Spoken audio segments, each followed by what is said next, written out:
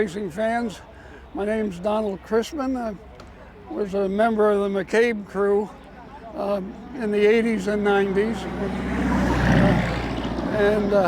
I followed Dick in this 1969, 70, 71. In fact, this photo, you would have got it. My son at age 7, and he's now 63. So this was at Beach Ridge after the races concluded, somewhere in 72. I did not work on this car at all. I spent most of my time again in the latest series. One of my best friends who's no longer with us, David the Bear Staples, was part of this crew, as was Dennis. Father was also part of the crew. So I followed the car, but I never did work on this particular car. Nice. We had some great people over the years on this crew, and it's always fun to come here and relive those moments. And I look forward to this Arundel event every year, and you know, I thought I might miss it this year. Had a few illnesses, but here I am. So I'm glad to be here and answer any questions you have on, particularly from 87 to 95. But this Show your jacket. Yeah. And this is the night we won the Oxford 250, if you can see it. And I'm still got the same old shirt from 1987 and 88. No, my dad and Dick were good friends for many years. Car was built in '69. My dad helped build the car. He crewed on it. Some of those years that it only ran 3 or 4 years before the class was eliminated. But he and Dick had a lot of fun together and had a lot of fun with the car. I had lost touch with the car after my dad passed. We moved to another part of the state. We moved to Waterboro, Maine. I finished school and stuff up there and did the track some, but the car wasn't running then. Different classes. Saw it posted on Facebook in the Owlshead Transportation Museum on display several years back.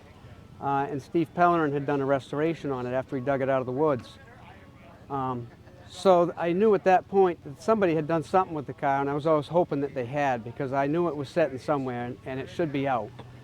So last year at the Beach Ridge race car show, which would be the final event that track would ever have, I went there and I saw the car, and I met Mario Burnett, who owns it. He saw I was very interested in the car, and I had expressed quite a lot of interest in it. Invited me here a couple months later last year at this event to bring a helmet and drive the car. So nervous as I was about it, it was a privilege. So I came and I drove the car and had a blast with it. A month or so later, we put it away for the winter. And I asked him why he didn't do more with the car, and he didn't have the time. He told me at that point, he said, you bring your trailer in March, we'll put it on your trailer, you can take it home and do some events with it, some vintage hot laps with it, and some vintage displays if you'd like to. So gave it some care over the early spring and early summer, and brought it out and used it, and taken it to Wiscasset and done some other shows with it. Just had a good time with it. It's a car that deserves to be seen. It's very well known for its history. So that's been my part of it.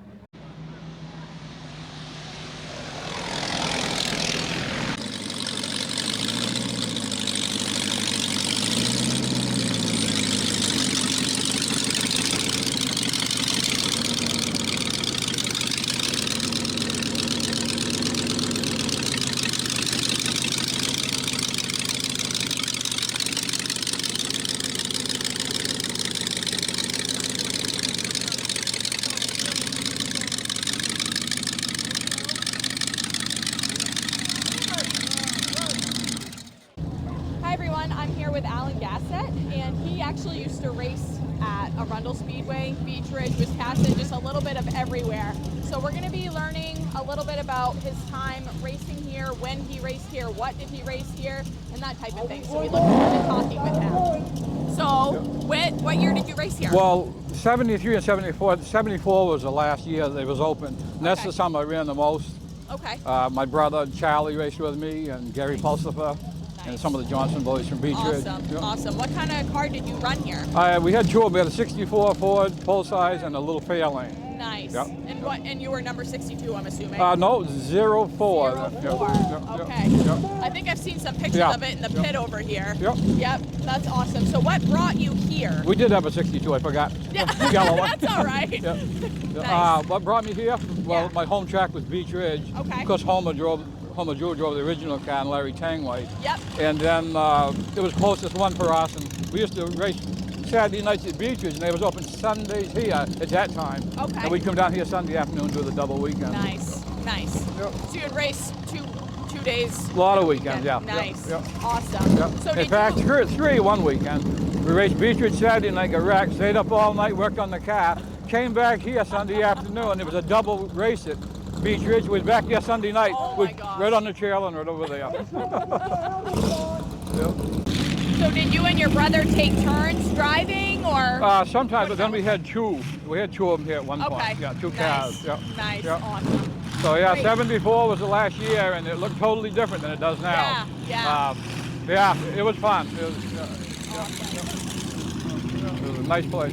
I'm trying to think. There was another question I was going to ask you. Yeah, I think that's good. That's perfect. Oh, is there any significant memories that you have of this place? Yeah, kind of one. I remember the last year they didn't have a concession stand in the pit. Okay. So they would take the ambulance they used, which was a hearse, and they'd go up here and get hot dogs and hamburgers and sodas in a cooler and bring it over the pit, so we'd eat out the back of a hearse. And I just thought, but it was a cool place. I mean, they paid you cash right after the race. You didn't wait for a check the next week. Right after the race, you had a happy half hour with all of us out here. Give you cash. That's awesome.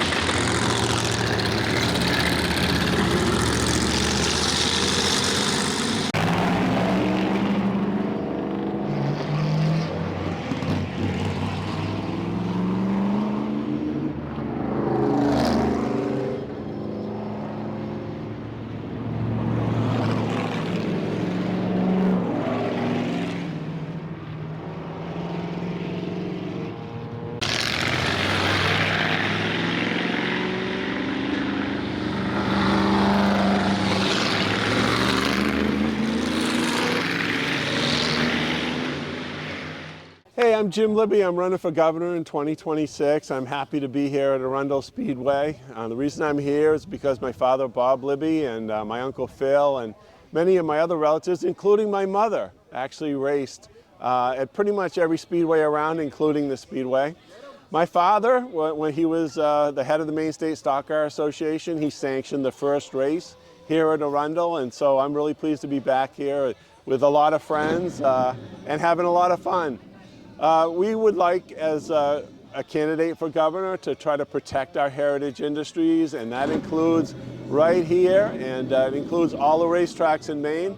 We also have a great interest in trying to protect harness racing and other things that really define us as Maine people. So thank you very much for having me today, and it's just really been an enjoyable time.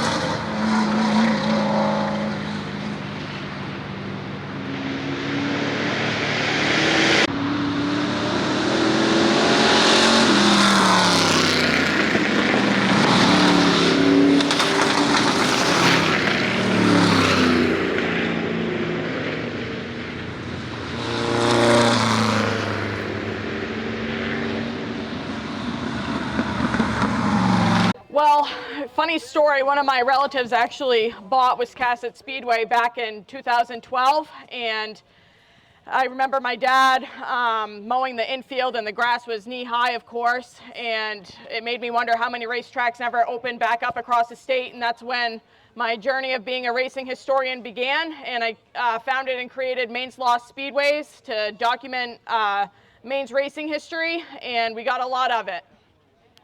So tell us, so what do you do to find some of these lost highways? So Google Earth is a big help. Historical aerial views pretty much scan the entire state. I have a lot of friends that help me along the way. My friend Brandon Simmons here, who's been my film guy for a long time. Steve Pellerin, a lot of people, too many to name, but they help me out, and I get, word that there's a lost track in this town, and that's when I start scanning. So, yep. So let me ask you, Yeah. have you seen the Washington track? I have seen the Washington track, and it's pretty much like a field now. You can walk it, and you can feel it underneath your feet where the racetrack was, because you can kind of feel the banking a little bit. It's pretty neat. So what about the Cherryfield Race Arena? So Cherryfield is half full of trees. The other half of it's pretty good. You can still walk it, but what's interesting about Cherryfield is that it was shortened twice. It was originally a fairgrounds horse track, and they shortened it to slow the cars down, because naturally cars go wicked fast on a half-mile horse track. So they shortened it twice, and you can actually see the banking still where they shortened it. So, and a lot of cars flew over that banking and lost their lives, unfortunately. But So we're very fortunate to have a Cherryfield car here today. Yep. The number 7 over Yep. there is the Franklin & Franklin car. Yep. And Wild Bill Nankervis won the championship, I think it was in 1962. Yep. Yep. And if you have a chance, come over and look at this car. It's still pretty much 100% in its original state. I found it in the woods down in Franklin, and I was able to acquire the car. I was always going to restore it, but didn't get to it. And so Mark and Gary Seekins actually did a wonderful job with this car. So what's next? well, I recently took on the role of being the head of the Maine Motorsports Hall of Fame, so I'm really busy with that. I'm on the board for the Unity Hall of Fame committee, and it's just a true honor to be part of that and try to save as much racing history we can in the state. I just did a big Unity documentary, and I'm hoping to do part 2 with that, and I'm really excited to be on the journey. Thank you, Paige. Thank you you. very much. And tell us, how can people find you? Yeah, you can look on Facebook under Maine's Lost Speedways. I'm on Facebook. I post pictures daily. If you guys have any collections of this racetrack or any other racetrack in the state, whether it's open or not, I would love to see what you have for a collection. I'll come to you. You let me know and I'll be there. Thank you.